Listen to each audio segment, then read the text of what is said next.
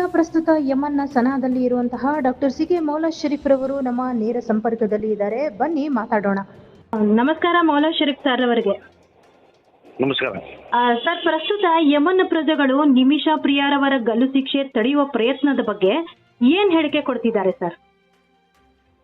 Actually 2017 ಅಲ್ಲಿ issue ಆದ್ಮೇಲೆ 2017 December ಅಲ್ಲಿ ಈ ಕೊಲ್ಲಿ ರಾಷ್ಟ್ರ ಯಮನ್ ಏನಿದೆ, ಯಮನ್ ಮತ್ತು ಸೌದಿ ಅರೇಬಿಯಾ ಬಾರ್ಡರ್ ಅಲ್ಲಿ ಇವ್ರಿಗೆ ಅರೆಸ್ಟ್ ಮಾಡ್ತಾರೆ. ಅಂದ್ರೆ 18 ಅಲ್ಲಿ ಸರಿಸುಮಾರು ಇದು 8ನೇ ವರ್ಷ. 8ನೇ ವರ್ಷದವರೆಗೂ ಇವ್ರು ಜೈಲಲ್ಲೇ ಇದ್ರು. ಕನ್ವಿಕ್ಟ್ ಆದ್ಮೇಲೆ ಇವ್ರಿಗೆ ಗಲ್ಲು ಶಿಕ್ಷೆ ಕಂಪಲ್ಸರಿ ಕೊಳ್ಳೇಬೇಕಂತ ಅವ್ರ ಮನಸ್ಸಲ್ಲಿತ್ತು ಮೊದಲು. ಈಗ ಇಷ್ಟು ವರ್ಷ ಆದ್ಮೇಲೆ ನಿನ್ನೆ ಇಲ್ಲಿನ ಕಾಲಮಾನ ಅಂದ್ರೆ 10:40ಕ್ಕೆ ಗಲ್ಲು ಶಿಕ್ಷೆಗೆ ಇದು ಕೊಡಬೇಕು ಅಂತ ಹೇಳ್ಬಿಟ್ಟು ಶರಿಯಾ ಕಾನೂನು, ಇಲ್ಲಿ ಕೊಲ್ಲಿ ರಾಷ್ಟ್ರದಲ್ಲಿ ಶರಿಯಾ ಕಾನೂನು ಅಂತ ಡಿಕ್ಲೇರ್ ಮಾಡಿದ್ರು.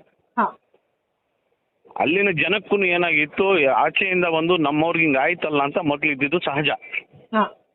ಈಗ 8 ವರ್ಷ ಆದ್ಮೇಲೆ ಅವ್ರ ಮನಸ್ಸು ಸಹ ಸ್ವಲ್ಪ ಬದಲಾವಣೆ ಆಗಿದೆ. ಹೌದು ಮೇಡಮ್, ಇಷ್ಟು ವರ್ಷಗಳು ಆಗಿದೆ, ಇನ್ನ ನಮ್ಮ ಮಗ ನಮ್ಗೆ ಸಿಗಲ್ಲ ಅನ್ನೋದು ಅವ್ರ ಮನಸ್ಸಲ್ಲಿ ಅಭಿಪ್ರಾಯ ಬಂದಿರ್ಬೋದು ಅಂತೀರಾ ಸರ್? ಆಕ್ಚುಲಿ ಅವ್ರ ಫ್ಯಾಮಿಲಿ ಅವರು ಬಹಳ ಒಳ್ಳೆಯವ್ರು. ನಾನು ಭೇಟಿ ಮಾಡಿದ್ದೆ ನಿನ್ನೆ, ನಾನು ಇದನ್ನು ಕಳಿಸಿದ್ದೀನಿ. ಓಕೆ, ಅವ್ರು ಬಂದಿದ್ದು ಸಹಜ, ಇಲ್ಲಿ ಕೆಲ್ಸಕ್ಕಂತ ಸೇರ್ಕೊಂಡಿದ್ದು ಸಹಜ, ಕೋ ಪಾರ್ಟ್ನರ್ ಕೆಲಸ ಮಾಡಿರೋದು ಸಹಜ. ಇಲ್ಲಿ ಅದಾದ ಮೇಲೆ ಓವರ್ ಡೋಸ್ ಕೊಟ್ಟು ಹಿಂಗಾಯ್ತು ಅಂತ ಏನ್ ಇವ್ರ ಮೇಲೆ ಅಲಿಗೇಷನ್ ಮಾಡಿದ್ರು, ಇಲ್ಲಿ ಅವ್ರಿಗೆ ಗಲ್ಲು ಶಿಕ್ಷೆ ಕೊಡ್ಬೇಕಂತ ತೀರ್ಪು ಕೊಟ್ಟಿದ್ರು ಶರಿಯಾ ಕಾನೂನಲ್ಲಿ.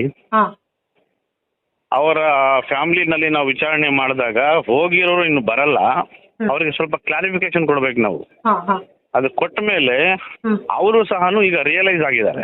ರಿಯಲೈಸ್ ಅಂದ್ರೆ ಹೋಗಿರೋರು ಬರಲ್ಲ, ಇನ್ನು ಇವ್ರಿಗೆ ಗಲ್ಲು ಶಿಕ್ಷೆ ಕೊಟ್ರೆ ವಿಶ್ವಕ್ಕೆ ಎಲ್ರಿಗೂ ಓಕೆ ಒಂದು ಕೆಟ್ಟ ಸಂದೇಶ. ಅಂದ್ರೆ ಒಂದು ಹೆಣ್ಣು ಮಗು ಅದು ಭಾರತ ದೇಶದಿಂದ, ನಾನು ಈಗ ಕೇರಳದಿಂದ ಸರಿಸುಮಾರು ಈ ನರ್ಸಸ್ ಅಂದ್ರೆ ಕೊಲ್ಲಿ ರಾಷ್ಟ್ರಗಳಲ್ಲಿ ಸುಮಾರು ಜನರಿಗೆ ಟ್ರೀಟ್ಮೆಂಟ್ ಕೊಡ್ತಾ ಇದ್ದಾರೆ ಪಾಪ. ಇಷ್ಟು ತನಕ ಯಾವುದೂನು ಇಶ್ಯೂ ಮಾಡ್ಕೊಂಡಿಲ್ಲ ಅವರು. ಕೇರಳದಿಂದ ಬಂದಿರೋರು, ಕೇರಳ ಇರ್ಬೋದು, ಬೆಂಗಳೂರಲ್ಲಿ ಇರ್ಬೋದು, ಇಂಡಿಯಾದಿಂದ ಬಂದಿರೋರು.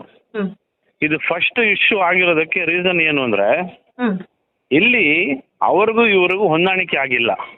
ಇವರ ಪಾಸ್ಪೋರ್ಟ್ ಅವ್ರ ಹತ್ರ ಇತ್ತು, ಅವ್ರ ಪಾಸ್ಪೋರ್ಟ್ ಕೊಡದಂಗೆ ಇಶ್ಯೂ ಮಾಡ್ಕೊಂಡಿರುವಾಗ ಓವರ್ ಡೋಸ್ ಕೊಟ್ಟು ಕೊಲೆ ಮಾಡಿದ್ದಾರಂತ ಮಾತ್ರ ಒಂದು ಅವ್ರ ಮೇಲೆ ಆಪಾದನೆ ಇತ್ತು. ಅವ್ರು ಬಂದಿರೋದು ಬೀಯಿಂಗ್ ಎ ನರ್ಸ್ ಆಗಿ, ಇಲ್ಲಿ ಮೆಡಿಕಲ್ ಟ್ರೀಟ್ಮೆಂಟ್ ಅನ್ನೋದು ಕೊಲ್ಲಿ ರಾಷ್ಟ್ರಗಳಲ್ಲಿ ಇಲ್ಲಿಂದ ನಮ್ ದೇಶಕ್ಕೆ ಬರ್ತಾರೆ ಬಹಳ ಜನ. ಓಕೆ, ಒಳ್ಳೆ ಟ್ರೀಟ್ಮೆಂಟ್ ಇಲ್ಲ ಇಲ್ಲಿ. ಅವರು ಇಲ್ಲಿ ಬಂದ ಮೇಲೆ ಜಾಯಿಂಟ್ ಆಗಿ ಮಾಡಿದ್ದಾರೆ. ಹಿಂದೆ ಏನ್ ನಡೆದಿದ್ದು ವಾಸ್ತವಾಂಶ ಎಲ್ರಿಗೂ ಗೊತ್ತೇ ಇದೆ. ಬಟ್ ಅವರು ಯಾರು ಈ ಡೆತ್ ಆದ್ರಲ್ಲ, ಅವ್ರ ಫ್ಯಾಮಿಲಿಯವರು ಸಹ ಇವ್ರ ಮೇಲೆ ಅಷ್ಟು ದ್ವೇಷ ಏನು ಇಲ್ಲ ಈಗ ನೋಡುವ ತಕ್ಕ ಮಟ್ಟಿಗೆ. ಅಂದ್ರೆ ಬ್ಲಡ್ ಮನಿ ಅಥವಾ ಈ ಪರಿಹಾರಧನ ನಮ್ಗೆ ಬೇಡವೇ ಬೇಡ, ನಿಮಿಷಾ ಪ್ರಿಯಾಳನ್ನ ಗಲಿಗೇರಿಸಿ ಅಂತ ಮಹದಿ ಅವರ ಕುಟುಂಬಸ್ಥರು ಹೇಳಿದ್ರು. ಆದ್ರೆ ಮೊನ್ನೆ ನಾನು ಅವರ ಓನ್ ಬ್ರದರ್ ಹತ್ರ ಮಾತಾಡಿದೆ. ಬ್ಲಡ್ ಮನಿ 1 ಮಿಲಿಯನ್ ಇಂಡಿಯಾದು 8,60,00,000 ಏನಾಗುತ್ತೋ ಪೇಮೆಂಟ್ ಮೇಲೆ ಡಿಪೆಂಡ್ ಇಲ್ಲ ಅವರು. ಓಕೆ, ಮೊದಲು ಎಲ್ಲಾ ಮೀಡಿಯಾದಲ್ಲಿ ಹಂಗೆ ಇತ್ತು. ಬ್ಲಡ್ ಮನಿ ಕೊಟ್ಟು ಅಂದ್ರೆ ಯಾರಾದ್ರೂ ಡೆತ್ ಮಾಡಿ ಕಿಲ್ ಮಾಡಿದ್ರೆ ಅವ್ರಿಗೆ ಮರಣ ಶಿಕ್ಷೆ ಕಾಯಂ ಇಲ್ಲಿ, ಅದ್ರಲ್ಲಿ ಯಾವುದೇ ಚೇಂಜಸ್ ಇಲ್ಲ. ಓಕೆ, ಈ ಡೆತ್ ಮನಿ ಏನಿದೆ ಇವತ್ತು ಏನ್ ಕೊಡ್ತೀನಿ ಏನ್ ತಗೊಂತಾರೆ ಅಂತ ನಾವು ಕಲೆಕ್ಟ್ ಮಾಡಿದ್ವಿ, ಆ ಪೇಮೆಂಟ್ ಗಿಂತಾನು ಈಗ ಅವರ ಮನಸ್ಸಲ್ಲಿ ಬದಲಾವಣೆ ಆಗಿದೆ ಎಕ್ಸ್ಪ್ಲೇನ್ ಮಾಡಿದ್ಮೇಲೆ. ಅಂತ ಡಿಮ್ಯಾಂಡ್ ಈಗ ಏನಿಲ್ಲ.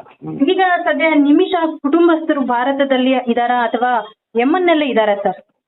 ಯಮನ್ ನಲ್ಲಿ ಇಬ್ಬರು ಇದ್ದಾರೆ. ಓಕೆ, ಎಲ್ರು ಏನ್ ಬಂದಿಲ್ಲ. ನಿನ್ನೆ ಡಿಕ್ಲೇರ್ಡ್ ಆಗಿತ್ತು, ಡೆತ್ ಸೆಂಟೆನ್ಸ್ ನಿನ್ನೆ ರಿವೋಕ್ ಆಯ್ತು, ಅಂದ್ರೆ ಕ್ಲೋಸ್ ಆದಂಗೆ. ಈಗ ಡೆತ್ ಮನಿ ಕೊಡೋದು ಕೊಡದೇ ಇರೋದು ದಟ್ ಈಸ್ ಸೆಕೆಂಡ್ರಿ. ಭಾರತ ದೇಶದಿಂದ ಬಂದು ಕೊಲ್ಲಿ ರಾಷ್ಟ್ರದಲ್ಲಿ ಗಲ್ಫ್ ಅಲ್ಲಿ ಈ ರೀತಿ ನಮ್ಮ ಹೆಣ್ಣು ಮಕ್ಕಳಿಗೆ ಯಾವುದೇ ಕಾರಣಕ್ಕೆ ಆಗಬಾರ್ದು ಅಂತ ಎಲ್ಲರ ಸಹಕಾರದಿಂದ. ಓಕೆ, ನಾವು ಫಸ್ಟ್ ಈ ಸೌದಿ ಕಿಂಗ್ ಸಲ್ಮಾನ್ ಅವ್ರಿಗೆ ನಾನು ಅಭಿನಂದನೆ ಹೇಳೋದಕ್ಕೆ ಇಷ್ಟಪಡ್ತೀನಿ. ಅವರು ಸಹ ಇಲ್ಲಿನ ದೇಶದ ಪ್ರೆಸಿಡೆಂಟ್ ಹತ್ರ ಮಾತಾಡಿ ಎಲ್ಲ ಕ್ಲೀನ್ ಆಗಿ ಎಕ್ಸ್ಪ್ಲೇನ್ ಮಾಡಿದ್ಮೇಲೆ ಸ್ವಲ್ಪ ರಿಯಲೈಸ್ ಆದ್ರು.